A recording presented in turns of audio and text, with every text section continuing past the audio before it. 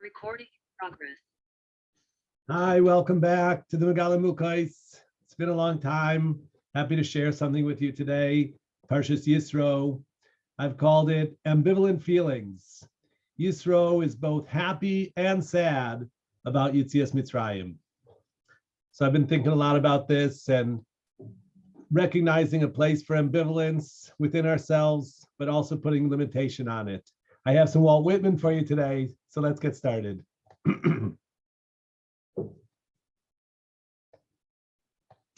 Vayichad Yisroi al kol tova asher aso Adonai leYisrael asher hitziloi miyad Mitzrayim. So I have a nice picture here of Yithro and Moshe.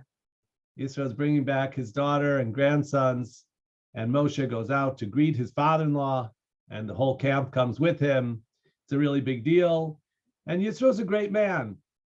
And he heard by Yishma Yithro, the parsha starts with him hearing, and Chazal ask, what exactly did he hear? Did he hear about Matan Torah? Did he hear Melchemes Amalek? There's a question, when did he come? Before, after? But we're focusing on sort of the internal, the psyche of Yithro. And Chazal gave us great insight into it, and I think it's really valuable. We have a lot to learn for ourselves about Yithro's response. Yithro is a ger tzedek. He's a convert. He becomes a Jew. That's one of the things that happens here in this parsha. And yet, he, in my opinion, he remains of two minds, okay? Because he goes back home. And Rashi sort of apologizes for him and says he goes back home to convert the rest of his family. He was a leader. He had been a tribal chieftain of Midian who had been enemies of the Jewish people. So he's a person who's come to the other side, and he's made a radical change in his outlook and his lifestyle. He makes, a bris milah at an advanced age. So he's a dynamic character. He's a wonderful person. He seems like an intellectual, okay? He declares, now I know that God is greater than all other gods. And Chazal say that he had, made a comparative religions course and studied every religion under the sun and maybe even worshiped every god that could be contemplated. So he's a very worldly person. And that's sort of why he merited that his daughter should marry Moshe, because Moshe's also, the worldly person, the person who could go up to the heavens and bring down the Torah for mankind. And so Yithro, as a father-in-law, okay, Chazal say he's actually a reincarnation of Cain, but I'm not going into that today. Anyway, we're focusing on Yithro and his character and his ambivalence. Here it comes. The pasuk says, "Vayichad Yithro," and that word "vayichad" is a little bit uncommon. It could be part of different Hebrew verbs. It's missing a letter here or there. So Rashi says, "Vayismach Yithro zehu pshuto." Rashi begins by saying, Yithro rejoiced. That's the simple meaning of the verse. In this case, vayichad would be from the Hebrew word chedva. And chedva is something we wish to the bride and groom in the Sheva Brachas. They should have ava, v'agva, and chedva. It's a form of joy. And we have chedvasa the shmaitza, is the joy of learning. And we had chedvas Hashem, ma'uzchem, the joy of God is your strength. And we have oiz v'chedva bimkoimo. There's strength and joy in the place of the divinity. So chedva is a beautiful word for a really deep joy, and Yithro felt that. Yithro had heard about the Jewish peoples being redeemed from Egypt, God through an outstretched arm, right? He had brought them out, and Yithro knew Egypt and very well the power of that civilization. He had been an advisor to Paro years ago when Paro was still contemplating what to do about the Jewish problem. So Yithro was intimately familiar with Egyptian civilization and the issue of the Jews. And now, he has Jewish children and grandchildren, so he's a part of the story. And so he's rejoicing that the Jewish people have been pulled out of the iron furnace by HaKadosh Baruch Hu, v'choidu ba'atzmo. Zeu pshuto, that's the simple meaning of the verse, but there's so much more to it. Vayichad Yithro. So Rashi brings Midrash Agada. Naseb soro chidudin meitzar al ibud Mitzrayim.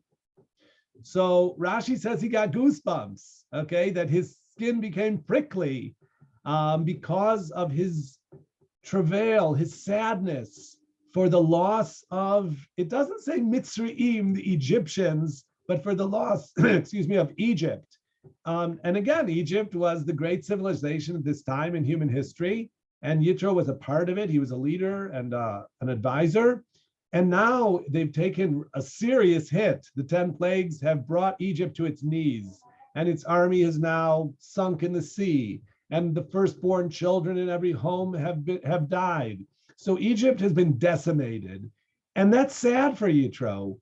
I'm thinking that, Americans, the way they felt after September 11th, that their country had taken a real big hit. It hurt the honor and the pride of America. And so Yithro may have felt that about Egypt, that it's great that the Jews were saved from the bitter oppression, but I'm sad what's happened to Egypt. Okay, so he had goosebumps. I have a close-up picture here of Yithro's arm when he had goosebumps and his hair is standing on end from his identification with Egypt and Egyptian civilization, okay? Because Yithro, again, he's a complex figure. On the one hand, he's married into the Jewish family and he's becoming a convert and he's really happy for the salvation. On the other hand, he's feeling conflicted because he is Meitzer al Ibud Mitzrayim. He's suffering for the loss of Egypt. And then Chazal bring a point, sort of a musar of ethics. They say, Hainu de Amri Inchi, there's a folk saying, Giyura adasara dari lo tivazi arma be'apei. That when you're in the presence of a ger tzedek, a convert from another people, you have to be really careful and sensitive what you say about a non-Jew or non-Jews or their society, their culture, because this person comes from there and they've made this dramatic move to graft themselves onto the Jewish people. They're a beloved part of the Jewish people, but they also have a sensitivity to anything negative that you might have to say about the culture or the people from which they came. So there, you have to be sensitive about that. Chazal use that as an example of what's called oinos dvarim, of forbidden speech, of hurting other people's feelings. So when you're dealing with a Baal Tshuva or with a ger tzedek, in their presence, you have to be especially sensitive what you say about their place of origin. So you want to be careful with that. Anyway, so Rashi chose a specific Midrash Agada, but I want to show you there's even more to it. We have a great collection of Midrashim called the Yalkut Shimoni. And the Yalkut Shimoni brings the following several different interpretations of these enigmatic words, Vayichad Yisro. Vayichad Yisro, the first shot is beautiful. It's Sheyiched Shem HaKadosh Baruch Hu. Okay, and that's a really wonderful thing. There's a Kabbalistic procedure called Yichudim, okay? And the word, Yachad is putting things together, okay? It's a consolidation, and it's a unification is really the best term for it. God has many names. There's a Baal Turim that speaks about 70 names of God. There's certainly more, but taking the different names of God and putting them together, sort of literally with the letters in your mind, taking the name, for example, of Yud Kei Vav Kei and the shame of Aleph Daled Nun Yud and putting them together in an interface is an act of unification. And it's a very meaningful act. It's like a mental activity that has great ramifications and brings Shefa, brings blessing onto the whole universe. So that's the implication here that Yithro did that. And it means that on the one hand, you have God in his divine attribute of justice, and he's coming heavy-handedly, iron fist against the Egyptians.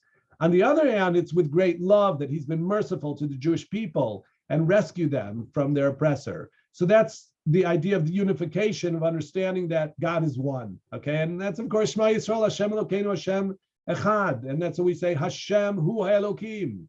Those are acts of yichud, of unifying the names of God and understanding that there is only one God. And that's so important. And again, it's a catharsis and it's a reversal for Yithro because he had been a polytheist. He had believed in many gods. And now he sees that all the different forces, whether it was the Nile River and everything that was going on in Egypt, in that, again, very advanced civilization, there was a God of this and a God of that. But it turns out, no, there's only one God, and all these forces are, they are powers in the creation that Hashem created, and God is really the only one true power. So that's Yithro's response to this, that everything that happened in the 10 plagues and the redemption of the Jews from Egypt is a demonstration of the oneness of God. And so Yithro's response is, Sheyiched Shem HaKadosh Baruch Hu, he unified the Shem Hashem. The Yalkut Shimoni continues, Davar Acher, Shenaseh Yehudi. Beautiful drasha. It's a little bit of a play on the letters Chet and Hey, and you're allowed to do that because they're from the same family of letters. The Sefer Yetzirah teaches us that there's 5 family of letters of where they're produced in your mouth, okay? And the Chet and the Hey both are from the Garon. They're called the Garoniot. And so Chazal have the capacity to darshan a word Vayichad as if it said Vayihad. Lashon Yehudi, he became a Jew. So this is about the conversion of Yithro. He's leaving behind his Avodah Zarah, and he is becoming a full-fledged monotheist and a member of the Jewish people. So that's the second shot in Vayichad Yithro. The third shot, Davar Acher Vayichad Yithro Amarav Shehevir Cherev Chada al Bisaro. Rav says that he took a sharp sword, a blade, and put it to his skin. That would be a reference to circumcision, that he circumcised himself again at this advanced age. I can't tell you exactly how old he is, but he's really old. He's probably over 100. So that's a really big deal for an old man to circumcise himself. And that is an interpretation of the word Vayichad, Milashon Chad, sharpness. He took something sharp and did it to himself. Shmuel Amar Shenase B'saro Chidudin Chidudin. And that's the pshat that Rashi brought, that his skin got prickly with goosebumps. And again, that's because of his ambivalence, that he's sad about what's happened to Egypt. Amar of Papa, this is what Rashi brought, Haidun da Amri Inshi, Giyura Adasaradori, Lo Tevazi La'arma Be'apei. So we've learned that in these 2 words, Vayichad Yithro, there's a treasure chest of understanding of the human psyche and how complicated people are. And that on the same stimulus, on hearing the same news, they're both happy and sad, okay? So Yithro has conflicted feelings. He is ambivalent. And I want to talk more about psychological or emotional ambivalence. So I brought here from a psychology site a little bit of a definition. It's a state of having emotions, thoughts, or actions in contradiction with each other when they're related to a single object, idea, or person. For example, feeling both love and hatred for someone or something. I love you, I hate you. Is that possible? Could a person love and hate the same person? The answer is a definitive yes, okay? And I want to explain a little bit. I can't say that I see you and I don't see you. I touch you and don't touch you. I hear you and don't hear you. I taste you. Those are physical things. So it's either A or B. But in terms of the human heart and emotions, we can definitely feel more than one emotion at the same time. And we can even have more than one emotion regarding the same person or thing at the same time. So we can be truly ambivalent and conflicted in our emotions. The term is commonly used to refer to situations where mixed feelings of a more general sort are experienced, or a person experiences uncertainty or indecisiveness concerning something. And everybody sometimes feels indecisive. But here I want to speak more about the sharp conflict of having opposing emotions about the same thing at the same time. And I think, it was sort of, when I learned about this concept in psychology, it was for me, it really lit a light for me, because I definitely feel this sometimes, and it gave sort of legitimization to that feeling and understanding of it. So I have a picture here of Walt Whitman, an American laureate poet, and he looks here like a chassid. I'm sure you'll agree. And his poetry is beautiful and really meaningful. He was a romantic, and so it's a lot about feelings. And so he has this beautiful line in a poem called Song of Myself, okay? So he's singing about himself, and he says, do I contradict myself? Very well then, I contradict myself. I am large, I contain multitudes. So it's beautiful understanding and expression of the complexity, the grandiosity, okay? We're so huge, he contains multitudes. There's so much going on within the heart of a human being that for sure he can contradict himself. and feel contradictory, ambivalent feelings towards the same thing at the same time. Okay. So I think that's a part of life, and learning to deal with that and pick out our emotions and understand why we're happy about it and why we're sad about it, and then how to deal with situations. I think that's a part of emotional intelligence and something that you need to work on. But I do want to draw a boundary. I call this ambivalence in all things but one. There's one thing that I think you're not allowed to be ambivalent about. And I would say that one of the things I think that a lot of people are ambivalent about are sometimes relationships to family members. Because, your parents, let's say, good situation, your parents loved you and they were good to you and they gave you so much in education and love and took care of you physically and emotionally, financially, etc. The parents are never perfect, of course. And so they did some things that even maybe unknowingly were negative for you or hurtful for you. So later in life, or you may recognize that you have some mixed feelings towards your parents. It would be good to sort of work on that and realize your parents did the best they could. When you're a child, you think your parents are perfect. They're super people. It turns out they're not. They're just people.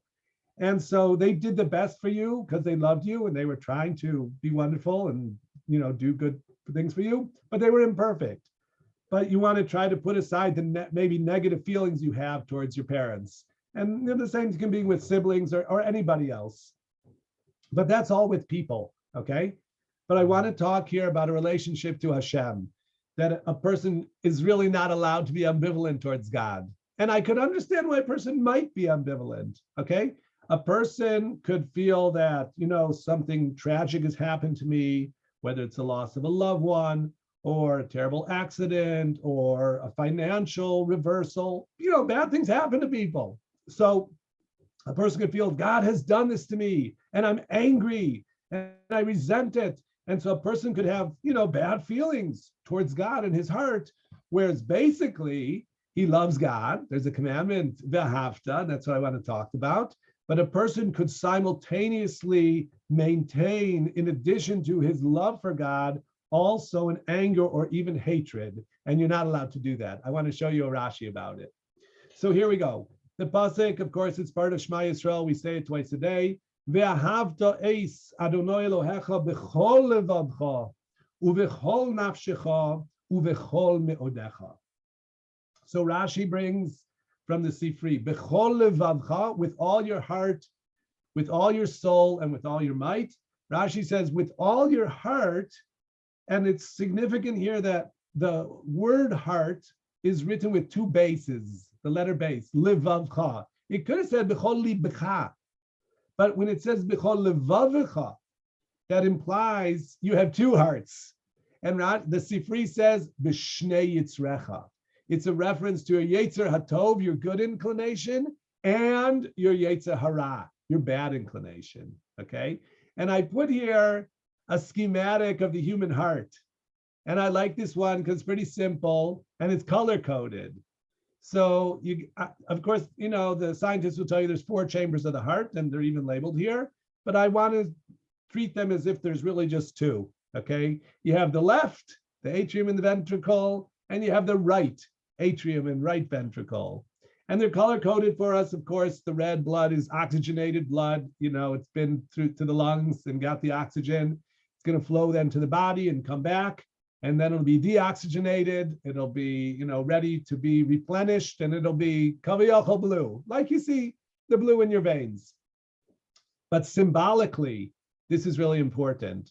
And one of the places this is really clarified is in the Balatanya, in the Sefer Atanya. He talks about, we have an idea that Hadam hu nefesh, that the soul is housed within the blood. And of course, the pump for the blood is the heart.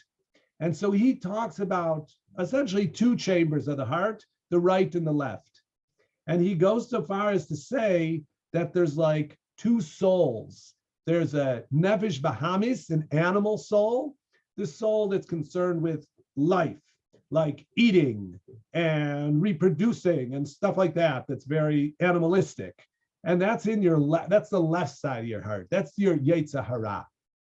But you have another nefesh, and it's called a nefesh elokit. Okay, it's a holy divine soul, and it's part of our whole spiritual structure that relates us to God. God breathed it into us, okay, at the time of Adam, and that's an ongoing chain that still exists, and God is still maintaining our holy soul within us. We have a holy soul, and that's on the right side of our heart, okay? So there's two chambers, as it were, and one is housing a nefesh bahamis, an animal soul, and one is housing a nefesh eloki, a holy divine soul, and they're mixing there with the blood, the oxygenated and the deoxygenated, and then go flowing throughout our body. But in this pasuk, in Shema Yisrael, we're commanded to love God with both our Yetzer Hatov uve Yetzer Hara, with both sides, okay, with the animal soul and the divine soul, with your good and with your bad. You gotta use it all to serve God and to love God. And that's tricky, of course. It's complex how you do so. I'll give you one example. The Midrash says that Ein Adam noise isha bebone bayis elimipnei Yetzer Hara. Why does a person get married? Why does he build a house? It's not only to do a mitzvah. It's not only from the best intentions, it's also from his animal intentions, okay? It's his animal soul which is pushing him into that. Basically, the drive of human sexuality and the drive of human pride and social stature. You want to build a big house so people will see what a nice house you have. That's the Yetzer Hara. But it's not a bad thing you're doing. You're doing something constructive, something important. So even good and constructive and important things involve our using the Yetzer Hara. So we are meant to love God and serve him both with our good inclination and with our less good, our evil inclination, our animal instincts. Okay, we're meant to rein them in and to put them into the service of God. And that's actually a radical idea, which is a fundamental idea of the Torah, that God created mankind, that he gave us a Yetzer Hatov and a Yetzer Hara, and commanded us to love him and serve him with both sides, the right and the left, the good and the bad. But the second part of the Rashi is about ambivalence. Okay, Rashi says, Davar Acher, another aspect of this commandment of loving God, B'chol levavcha, with your entire heart, shelo yeh chaluk al hamakom, that your heart should not be in opposition to God, okay? And like I said before, a person could find himself at some point in his life angry at God, that he is taking the other side. I feel God is against me and I'm against him. And you're not allowed to do that. You can't feel that. If you do feel that, you gotta, work on yourself, go to therapy, whatever. You have to figure it out and understand that what God has done to you and for you is for the ultimate good. And it hurts right now, but surgeons also hurt their patients. But of course, they're, doing important things in order to make their patients feel better. God has, infinite wisdom of what's best for us. So you're not allowed to have libo chaluk ala makom. You can't have your heart against God, okay? You have to, as I said, work on it and think about it and analyze your feelings, where they're coming from, until you're able to channel both your good feelings and your bad feelings and all put them into love for God. I would like to add the next words here in this pasuk of after we say b'chol levavcha, b'chol nafshecha, with your whole soul, we say b'chol me'odecha. And on those words, Chazal say b'chol mida umida shu moided lecha have moide lo me'od me'od. And it's very beautiful, poetic style of Chazal in taking the word b'chol me'odecha, which is not clear exactly what it means. We say with all your might, with all your wherewithal, with all your possessions, with everything you have. It's an ambiguous term. And Chazal say it means that however God treats you, whether he's treating you with the divine attribute of mercy and he's showering blessing upon you, or whether he's treating you with the divine attribute of justice and he's punishing you and your life is difficult and bitter, but b'chol mida umida, whatever God is dishing out, You have to be moidelo. You have to be thankful that you're alive and that you're able to try and deal. And you have to do it ma'oid ma'oid. Okay, you have to do it greatly, to be greatly appreciative of your situation and the bright side of it, and the fact that kol ma da'avid rachmana latavhu da'avid, everything that God does is ultimately for the good, even when we can't see that good. It's not within our ken. It's not within, the short-term vision that we have. Nonetheless, our job is to give thanks to God and be appreciative, to be mevarech Hashem. I will close with that idea. Yithro, in all his complexity, and he remained, even after his gerus, he remained sort of separate from the Jewish people. We find the Keni hundreds of years later, in the time of Yael and Sisra, and they were connected to Israel's enemies as well as to Israel. So the Keni were converts that had accepted the Torah, but they also had a separate identity. And so their ambivalence, I believe, was long-lasting. But ultimately, they came onto our side to love God and to serve God. And so it's an ongoing task and work that we can do to appreciate everything we have, to serve God. I thank you for being with me. I wish you all the best. See you again next time.